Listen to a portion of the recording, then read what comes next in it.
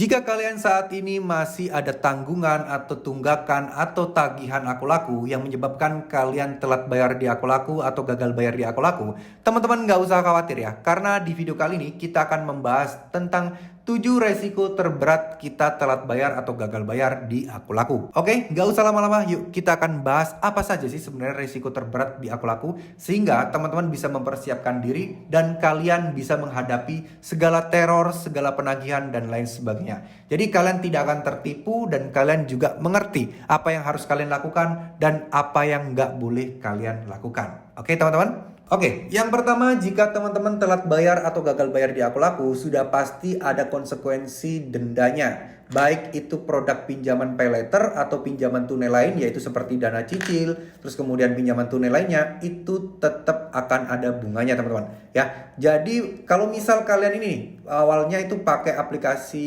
aku laku tuh pay later ya. Jadi untuk cicilan yang 0%, bunga 0%, nah itu kalian tetap akan kena denda jika kalian terlambat membayarnya. Itu sudah pasti. Tapi ada nilai maksimumnya. Jadi kalian nggak bakal mungkin utang 1 juta jadi 10 juta, itu enggak. Ya maksimal paling jadi 2 juta berapa lah ya, sama biaya admin atau apa sedikit-sedikit. Nah itu masalah denda. Jadi kalian ada perhitungannya sendiri-sendiri. Kalian ini sekarang lagi galbay di mana? Atau telat bayar di mana? Di pay letternya kah? Di dana cicilnya kah? Atau di pinjaman tunai biasa kah? Ya. Jadi intinya denda sudah pasti kalian dapatkan. Tapi di sini yang perlu kalian perhatikan adalah nggak bakal denda kalian berkali-kali lipat ya teman-teman. Jadi nggak usah takut ditakut-takutin oleh DC, nggak usah ya. Terus kemudian yang kedua, kalian akan masuk ke daftar hitam aku laku.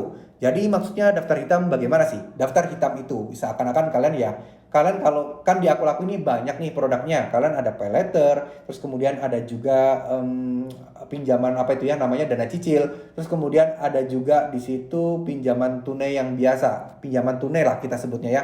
Kalau dulu itu KTA asetku teman-teman ya. Kalau sekarang udah nggak ada tuh istilah nama KTA asetku. Nah ini kalian kalau misalnya gagal atau telat bayar di salah satu aja, yang lain kalian nggak akan bisa digunakan sampai kalian bisa bayar pinjamannya. Clear ya sampai sini teman-teman? Nah selanjutnya kalian akan dihubungi atau gampangannya orang bisa menyebut ini diteror DC aku laku. Awalnya kalian pasti bermasalah dengan desk collection atau DC yang ada di kantor, nggak keliling, yang nggak datengin ke rumah kalian. Nah, awal-awal kalian akan dihubungi di WA, terus kemudian sering-sering mendapatkan telepon. Bahkan sehari itu bisa puluhan bahkan ratusan telepon yang masuk ke HP kalian.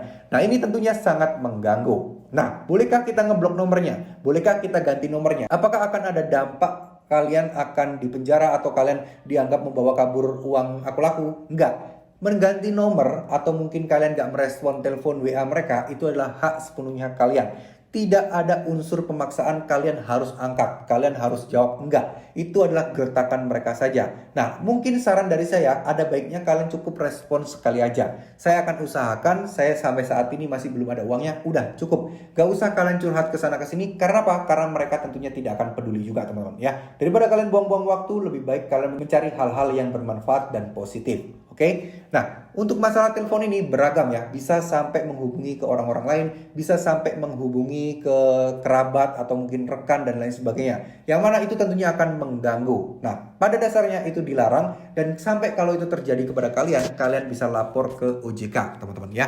Oke, selanjutnya di sini kalian tentunya yang keempat, kalian akan mendapatkan sebuah surat penagihan. Biasanya itu mereka sebut semacam kayak surat somasi, semacam kayak surat pemberitahuan pembayaran dan lain sebagainya. Nah ini pasti kalian dapatkan. Cuman mungkin kalau kalian nggak tinggal di alamat sesuai dengan kalian cantumkan saat pendaftaran atau pengajuan pinjaman, itu biasanya akan menuju ke rumah tersebut teman-teman. Nah apa yang kita lakukan dari surat somasi atau penagihan ini? Perlukah kita menyewa pengacara? Perlukah kita harus cemas?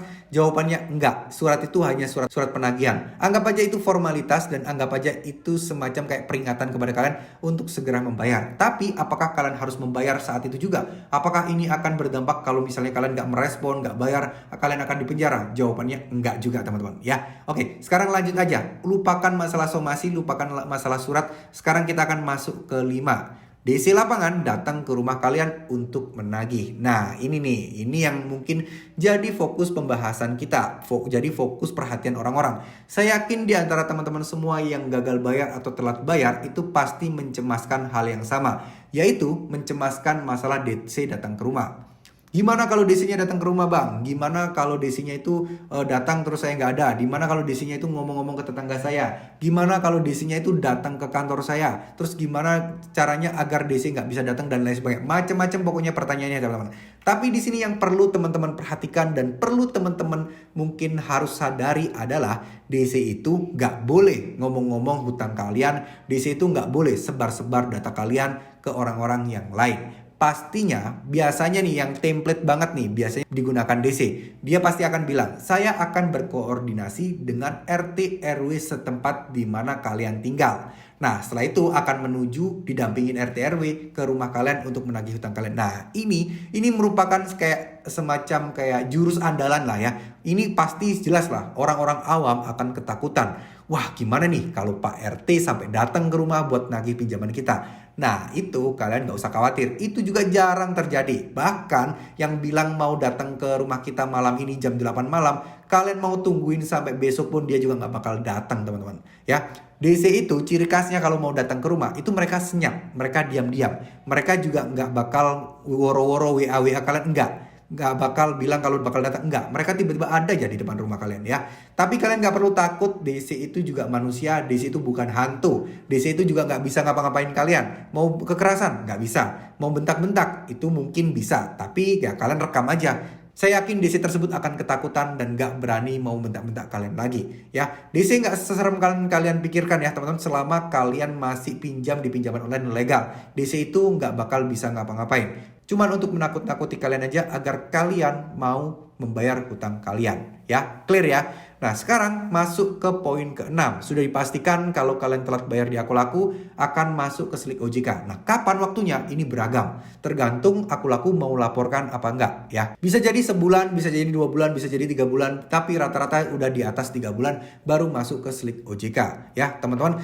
Jadi pada dasarnya Slik OJK ini enggak otomatis ketika kalian galbay di Aku Laku langsung OJK tahu. Enggak ya. Tapi Aku Laku harus lapor. Karena data pinjol, paylater atau fintech masih belum terintegrasi dengan data OJK, di mana harus ada laporan yang harus ditindaklanjuti oleh pihak OJK, teman-teman. Ya, terus kemudian yang selanjutnya yang ketujuh adalah sudah bisa dipastikan kalian bakal kesulitan minjol di pinjol yang lain. Nah ini udah fix, udah clear, nggak bakal ada yang menyangkal ya. Bahkan kalian pun kalau sudah bermasalah di Aku Laku itu banyak orang-orang yang bilang nggak bakal bisa deh minjam-minjam atau pinjol-pinjol yang lain. Ya mungkin selama kalian masih belum galbay atau baru sehari 2 hari, nah itu mungkin masih bisa ya. Masih ada beberapa pinjol yang tidak mempedulikan hal tersebut dan masih mencairkan uangnya. Tapi biasanya pinjol-pinjol tersebut adalah yang kurang menyenangkan juga teman-teman ya. Intinya akan banyak resiko jika teman-teman galbay di Aku Laku, telat bayar di Aku Laku di tahun 2023